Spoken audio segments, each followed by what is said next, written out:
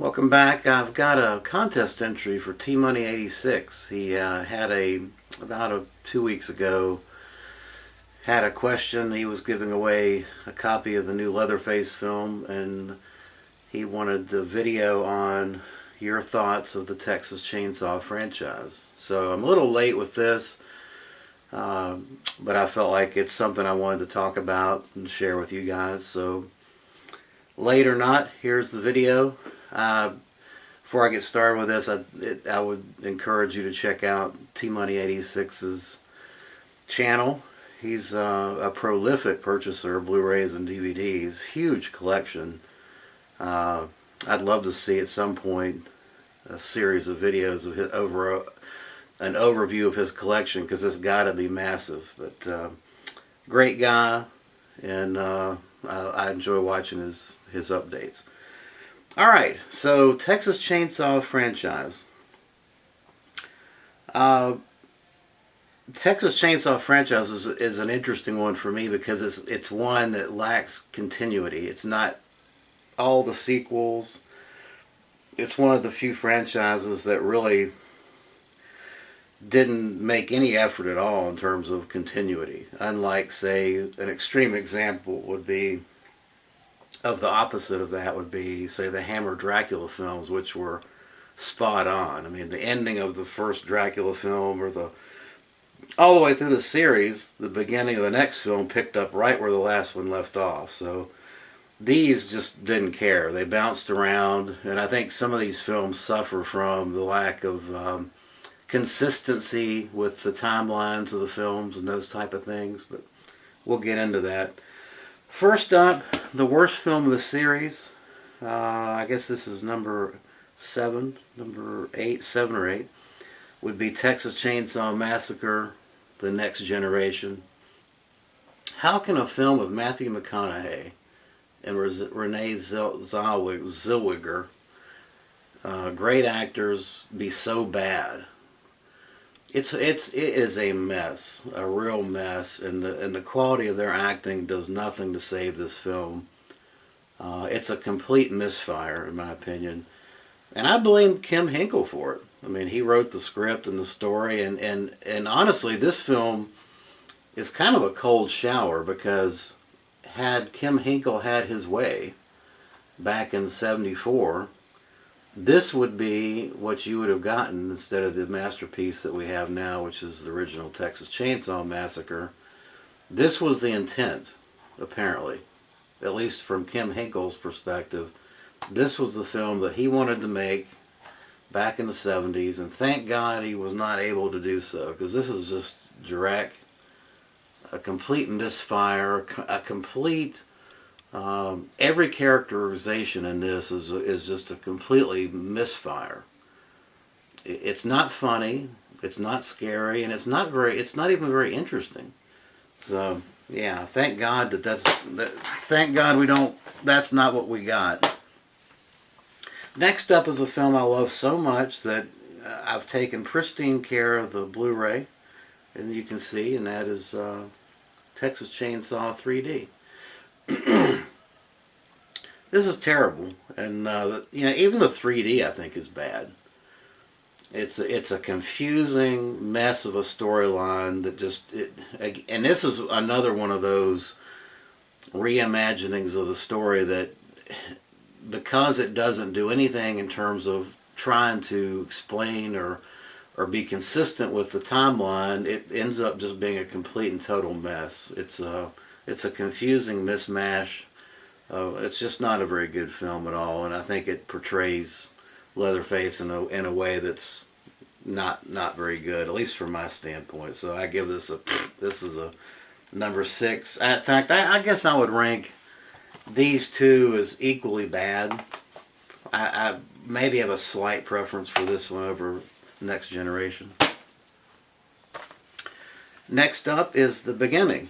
Texas Chainsaw Massacre: The Beginning. And actually, this is not a bad film. I actually enjoy this film. I give it a 5 out of 10. I think the problem with it, again, is that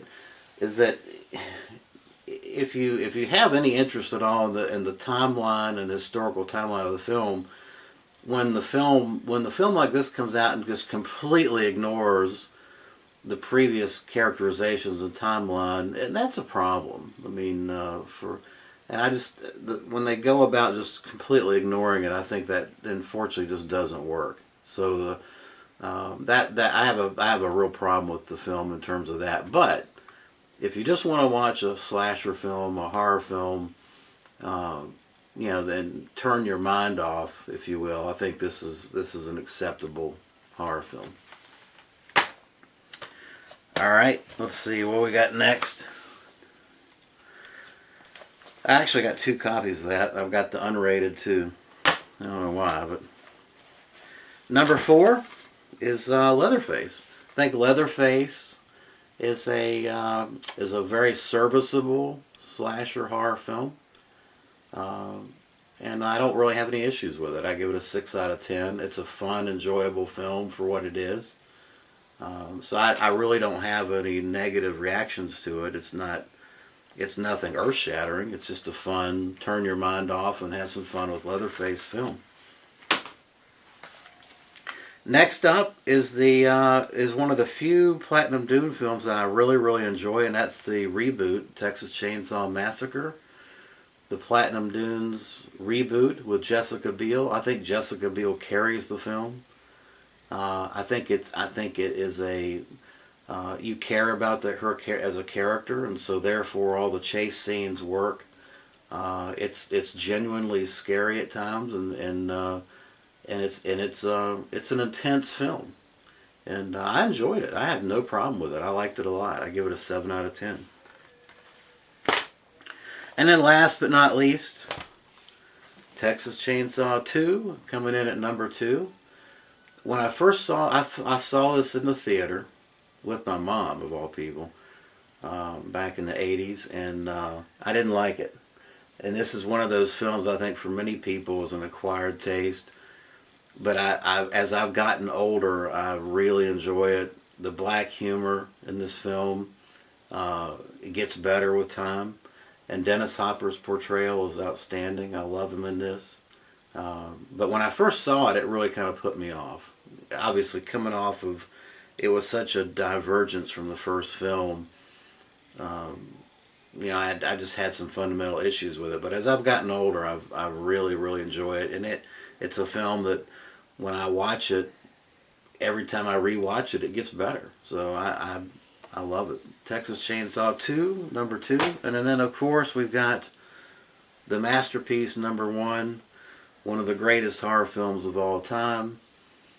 One of the grittiest, most intense films of all time. There's certain films that, at least for me, when the titles start, you know you're in for it.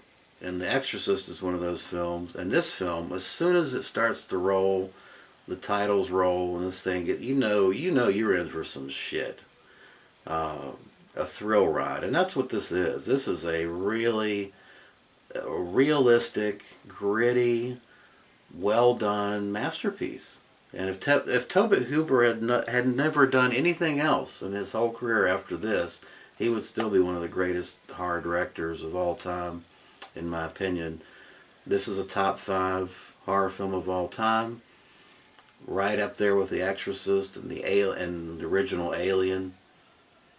You know, I don't think there'd be anybody that would debate that with me. It's a masterpiece, and one of the greatest horror films of all time.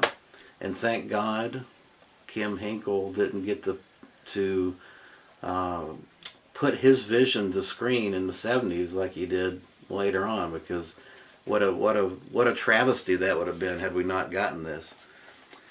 As far as the Leatherface film, I would rank that near the bottom, just above Texas Chainsaw 3D. And my problem with the film is the same problem I have with Rob Zombie's Halloween, and that is I don't want my iconic horror figures deconstructed. I don't need to have them humanized for me. I don't need to have a backstory that takes me through their childhood and explains away all the mythology of the character to the point where what there is no mystery left. I mean, I think what Rob Zombie did with Michael Myers just killed it. It's just you. Uh, it's like taking someone into the operating room and just disemboweling them. I mean, what? There's nothing left. There's no mystery left with the Michael Myers character. We can explain it all as a bad childhood, and unfortunately, I think that makes him less interesting and less scary when he starts to kill people. And Leatherface is the same way. So I don't know. I don't understand really why there's a desire with modern filmmakers to deconstruct everything into this black and white. We're going to explain away a character to the point where there's no mystery left and there's nothing left in terms of why they're doing it. We've explained it all. You know everything about the character, their childhood, and what motivated them to commit the murders they committed. And it's just, to me, that character becomes less scary when there's no mystery. So there you go. That is my thoughts on the Texas Chainsaw franchise, and I hope you enjoyed it. Thanks for watching.